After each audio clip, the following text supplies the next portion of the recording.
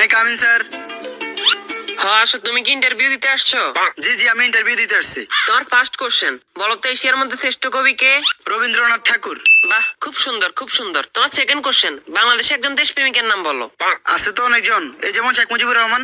বাহ, genius genius. তোমার third number question, বলো তো বাংলাদেশ কবে স্বাধীন হয়েছে?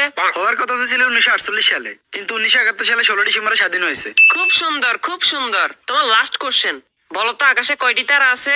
এটা তো এখনো জানা যায়নি, এটা নিয়ে বিজ্ঞানীরা গবেষণা করতেছে। ও গুড গুড গুড, তুমি এবার আসতে পারো। Okay sir. কি ও ভাই, ইন্টারভিউ দিয়ে আসছেন? হ্যাঁ ভাই, ইন্টারভিউ দিয়ে আসছি। কি কি কোশ্চেন আইলো? কোশ্চেন তো মনে নাই, কিন্তু উত্তর মনে আছে। আচ্ছা, উত্তরই কোন? রবীন্দ্রনাথ ঠাকুর, শেখ মুজিবুর রহমান। মাত্র এই দুইটে? না, আরো দুইটা আছে। আচ্ছা কোন? 1948 সালে হওয়ার কথা ছিল, কিন্তু 1971 সালে 16 ডিসেম্বর হয়েছে। এখনো জানা যায়নি, এটা নিয়ে বিজ্ঞানীরা গবেষণা করতেছে। থ্যাংক ইউ ভাই, thank you. May I coming sir? আসো। তোমার নাম কি? রবীন্দ্রনাথ ঠাকুর। তো তোমার বাপের নাম কি? শেখ মুজিবুর রহমান।